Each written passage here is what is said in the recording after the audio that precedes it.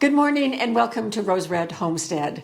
We are having a gorgeous blue sky fall day, except for the fact that it got pretty cold last night. It was down to 32. We were outside on our sleeping porch for part of the night because we just got a new electric blanket that we put on that bed and tried it out for the first time last night. And it was so cozy and warm, and we were just sleeping wonderfully until 2:30 when the power went out. And of course, then it was all over. We had to get out of that nice warm bed and go into our bedroom for our regular bed, which wasn't all cozy and warm. But in any case, we are really enjoying that sleeping porch, and hopefully we'll be able to do it all winter long. A few weeks ago, Jim and I attended a class down at the medical center where we have our medical work done. And it was taught by a dietitian, and it was all about healthy eating for anyone who wanted to learn a little bit more about healthy eating. And so we attended, and it lasted, what do you think, Jim? Was it about an hour or so? Hour or something like that. And it was so informative. We really learned a lot, and we had a nice handout, brought it home, and we are reconfiguring how we do things. It's not especially new information, but the way that it was packaged and presented, it gave a lot more reasoning behind why we need to make some changes, and so we're trying to do that in our own diet. The information that we got in that class also paired beautifully with an article that I had recently found in my phone newsfeed from Eating Well, and it was all about how to turn snacks into healthy lunches. And so when I put the two things together, we felt that we would like to present this video because it's what we're doing now, and hopefully it might help you as well. What has happened to Jim and me over the years as we have aged, we've kind of lost our appetites, and we generally only eat about 2 meals a day. One of them is usually breakfast or lunch, but not both. And then the other one is always some kind of a supper. And we have filled in the between times with snacking. And a lot of times our snacks have not been what you might call healthy snacks. So this article was very helpful, and it went just beautifully with the training that we had about healthy eating. One of the things that they taught us, and it's something that I've also mentioned in a video on this channel before, is that if you think about your plate and you divide it in half, half of your plate should be fruits and vegetables, but not the starchy fruits and vegetables. Rather what our dietitian at this class called the free vegetables. And most of those free vegetables we'll list here in just a minute. And then on the other half of the plate, you divide that in half. One little section, which is 1/4, should be protein, and the other should be carbs, and healthy carbs, and the protein should be lean protein. And that goes just directly with what we have been talking about over several videos a year or so ago on nutrient-dense foods, and we have a couple of books on nutrient-dense foods, lunches and regular meals. So this fits so beautifully, but I love the idea of putting snacks together as healthy lunches. They had a team of dietitians, and I'm going to put the link to this article under this video so that you can get the benefit of the full article. I'm presenting the main points to you right out of that article. What I really liked about it was their presentation. Anytime you can give me a template for what I need to do, the more I like it. And this article presented a template for turning snacks into healthy lunches. And the template had 4 different ideas. So we're going to go over those. And then I'm going to show you some of the things that I just pulled out of our refrigerator and our level 1 food storage that I already have on hand that we can use that we could use for snacks, but I'm going to put them together in healthy lunches. So the first idea is that you should always start with a colorful base. They said we eat with our eyes, and you know what? That is really, really true. If it looks beautiful, if it looks appetizing, we are going to be more inclined to eat it than if we look at our plate and everything is gray or even if everything is green, it's not as appetizing as if it is very colorful. And here's what they suggest for that colorful base. And our class taught us this is exactly what we would put on a full half of our plate. So it is fruits and vegetables, berries, oranges, apples, melons, mangoes, grapes, bananas, pineapple for the fruits, and plus many more.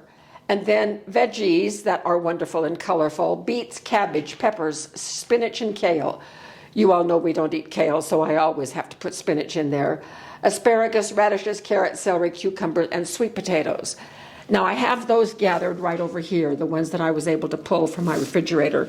So here is a bunch of purple grapes. I learned from a friend that I was teaching with when I taught at BYU.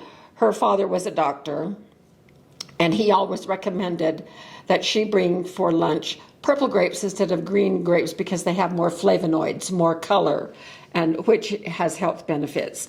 And then I just pulled a can of pineapple from our food storage, apple, orange, and then these are some little melons these are the last melons. It's toward the end of October now, and our melons are gone, and these are the last two of our melons. So this is kind of our collection of fruits that I can pull from. And then I went to exploring in our refrigerator, and I have, of course, carrots and celery. I have a head of purple cabbage, and then I have some red and some yellow peppers. So that's just a representation from the colorful base. Next up is number 2 is lean protein. Canned beets and legumes, canned tuna and salmon, hard-boiled eggs, cottage cheese and yogurt, sliced meats. So that's what I have right here. We fixed a Dutch oven pot roast several days ago.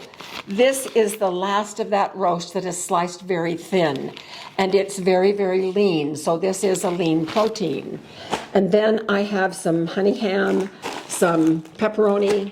I've got some cottage cheese and some Greek yogurt, a can of tuna, and a can of salmon. I just found this in my cabinet, but out in our food storage, I have a nice supply of home canned salmon in pints, and we love that. And then I have done a lot of canning of beans. And this is a pint of black beans that was canned in November of 21. So these beans are 4 years old. So this is a collection of lean protein that I have ready at my fingertips that I can use instead of snacking. I can use these, well, I use these as snack foods a lot, but I can put them together in a very nutritious, balanced lunch that has high nutrient density. Then for number 3, we have whole grains. So there are crackers. Let me read the list. Whole grain crackers and bread, tortillas. Tortillas, you can get corn or flour tortillas. So the corn tortillas are whole grain, wheat. Sometimes if you're lucky, you can find whole wheat tortillas. Those are whole grain. Pre-cooked grains like rice, quinoa, and wheat. Now, most of the time, these snack foods that I have shown you so far do not require cooking, especially as you are putting them together for a nutritious lunch. But you can do some cooking in advance, and you could cook rice in advance or quinoa in advance. And I just was learning about bulgur. Bulgur is listed right here, wheat, bulgur. Now, I have decided I'm going to do an entire video on how you can use your wheat kernels that you have at home. A lot of people call these wheat berries. I get very annoyed with that term because it's not a berry, but the popularity of it has overshadowed what the true name is. But these kernels of wheat can be turned into bulgur, which is a fast-cooking wheat, which has more protein and more nutrition than most of these other things that are listed right here. So here are some little street taco tortillas in corn. And so aren't these just the cutest thing? And so these are perfect for snacks or for turning into a lunch plate. And then 4th is healthy fats. And healthy fats are pretty important. Not French fries, but rather the healthy fats. And the things that they recommend on this list are avocado, nuts and nut butters, seeds, olives, cheese, hummus, and tahini. So this is what I have pulled from our cabinet. We have a number of different types of nuts. This is representative of all the nuts that we have. These are cashews. Here is an avocado. Pumpkin seeds, I make a seeded bread, which would also count for the grain and the healthy fats because it has whole grain as well as several different kinds of seeds in it. Then here are some selection of cheeses and nut butter and olives. And so all of these things are things that I have pulled from our cabinets. So it is fairly easy to use these snack foods in very creative and colorful ways to make a lovely little lunch plate. So I'm going to go off camera and put most of these things away. And I'm going to put together from the foods that I have shown you that I've just pulled out of my cabinet an example of 2 different lunch plates that can be made from these ingredients. And we're going to be paying attention to colorful base, lean protein, whole grains, and healthy fats. So we will be back in just a few minutes and I'll show you our lunch plates. Here are 2 lunch plates made from healthy snacks that are now healthy lunches, just from the things that I had spread out on the counter. So let's take a look at this first one. First of all, our colorful base is our purple shredded cabbage and our pico de gallo, or our salsa, which has tomatoes and peppers and onions in it. So that counts for fruits and vegetables, mostly just veggies right here. Then next is our lean protein, which is, I opened our jar of home canned black beans and mashed them. And they are sitting on top of our whole grain, which is corn tortillas, those little street taco tortillas. And it is topped with a little bit of cheese and then avocado for our healthy fat. So that one is all 4 steps. Now, over here for our colorful base, we have vegetable strips of celery, carrots, and cucumber. And then we have some of those purple grapes. Then for our lean protein, we have the leftover roast beef, which is very lean.